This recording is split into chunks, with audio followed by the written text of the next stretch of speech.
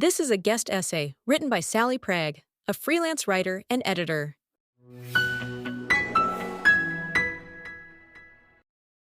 A few days ago, a number of Druze villages in the Syrian Golan Heights announced that they wanted Israel to annex the area of Syria in which they are located, so that they will be under Israeli rule and thus have their rights protected by Israel.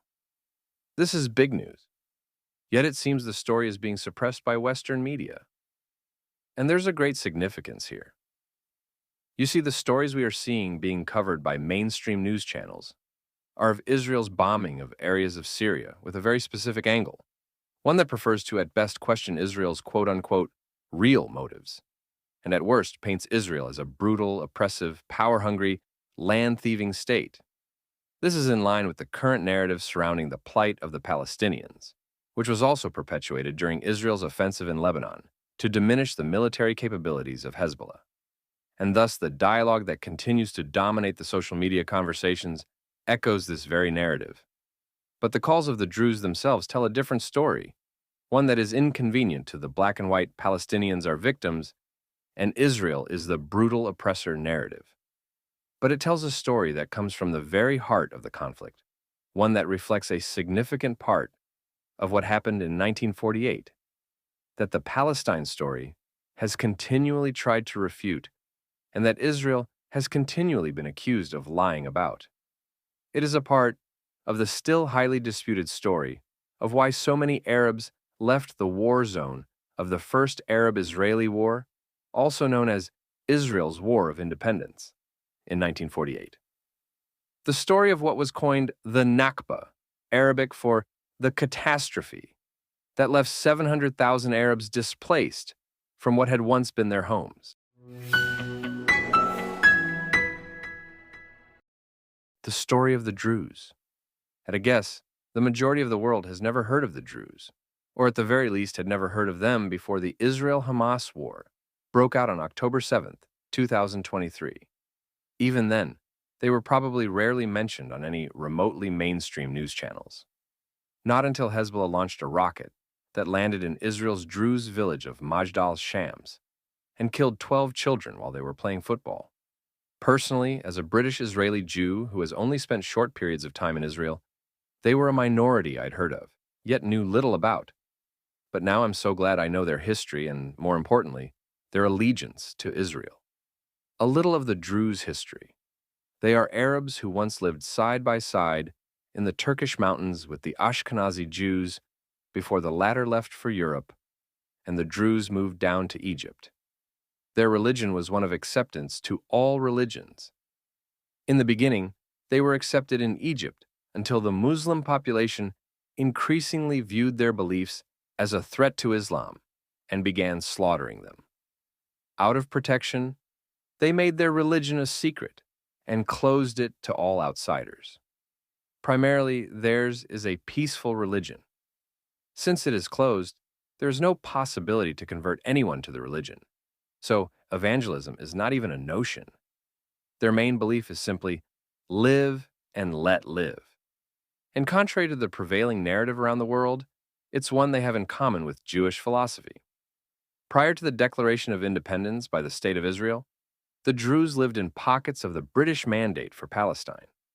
Like all Arabs, it is believed among the pro-Israel groups that they were told by the Arab leaders in 1948 to leave their homes, though this remains a disputed claim, with not enough reliable evidence to either back it or refute it, merely for the militia from the 5 Arab nations surrounding so-called Palestine to carry out their plan to push the Jews into the sea, so the land would remain purely Arab, with all the Jews ethnically cleansed. Then, they could return and live their lives. Meanwhile, according to some sources, the Jewish leaders were urging them not to leave, telling them that they wished to build a state in which Arabs and Jews could live together. Many Druze, concerned for the safety of their families, did leave, but not all. Some, like a small number of Muslim Arabs, decided to listen to the Jewish leaders and stay in their homes. When the war ended with Israel having claimed victory over areas previously designated to the Arabs for an Arab state within the original mandate, which they had declined on the grounds that they wanted the entirety of the mandate to remain Arab, Those Arabs who had remained in their homes became Israeli citizens, while those who left became Palestinian refugees. A few months ago, I saw a fascinating interview with an Israeli Druze, in which I learned much more about them. Specifically, how grateful the Druze who became citizens of Israel were to have the opportunity to live under the protection of the Jewish state.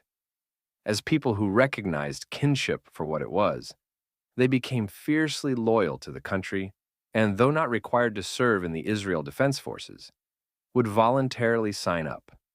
Because of their physical and mental strength and intelligence, many Druze would be promoted to the highest ranks and had Jewish Israelis under their command.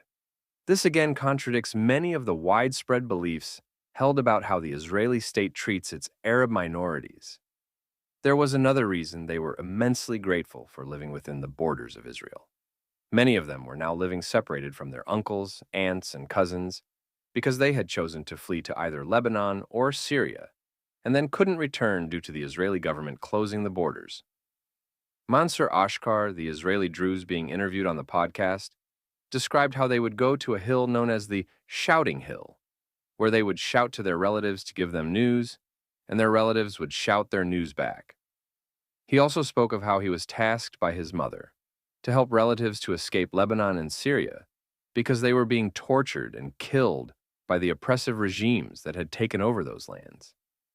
He spoke of how the Syrian army used the Druze as cannon fodder because their lives as a minority who refused to subscribe to the Sunni Muslim beliefs were cheap and useless in a country that was being ruled by an Islamist regime. So while the Druze were being put in the line of fire to be killed off by Syria, they were being honored and protected for their value in Israel.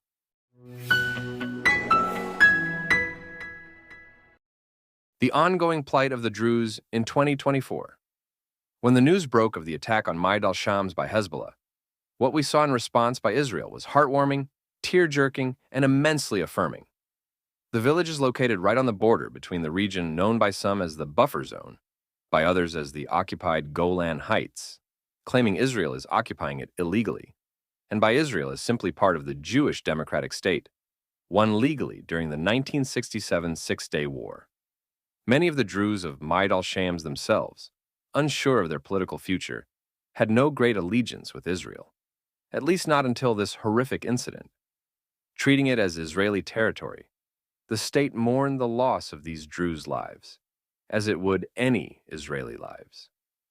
It arranged the funerals for the 12 children who were killed, and many prominent members of Jewish and Arab Israeli society attended the funerals. The Druze community were not only deeply touched, but it cemented their allegiance to their Jewish brothers and sisters all the more. As Mansour Ashkar said, Israel was prepared to go to war for them.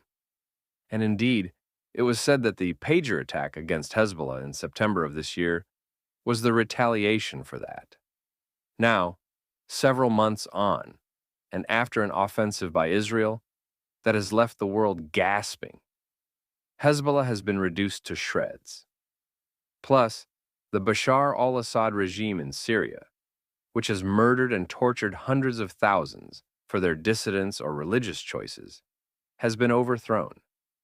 Both Hezbollah, who ruled life in Lebanon, and the Assad regime were among the proxies funded by the Islamic Republic of Iran in order to advance its one great mission: to annihilate Israel and the Jews, weakening the Islamic Republic's capabilities to victimize non-Muslim minorities, such as the Druze.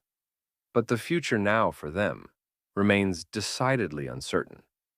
Hence the call by the Syrian Druze for leadership they can trust. It would stand to reason that the Druze villages in the Syrian parts of the Golan, who declared they wanted Israel to annex the land and become their rulers, were probably made up of members who would communicate with their relatives on the Shouting Hill. They knew the quality of life their relatives had in Israel and deserved the same, rather than the lies, manipulation, and abuse they'd suffered at the hands of Islamists funded by the Islamic Republic of Iran. And with Syria now being taken over by more Islamist factions, their rights and lives are at stake.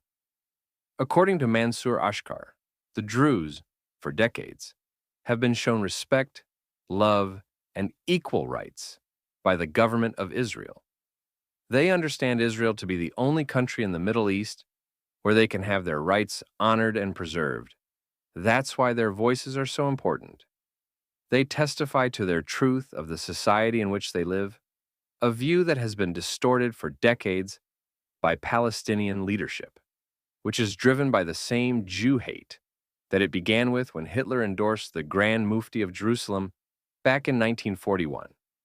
But of course, they are voices that the mainstream Western media prefers to ignore, for they are inconvenient to the quote-unquote noble cause that has swept through society, the twisted so-called anti-imperialist and anti-colonialist one that intentionally puts the blinkers up to the imperialism of Islamist society throughout the Middle East, and that of taking down what is, in my and others' opinions, the only democratic society in the region, one in which the majority of the population only wants what the Druze want: to live and let live with security and in peace.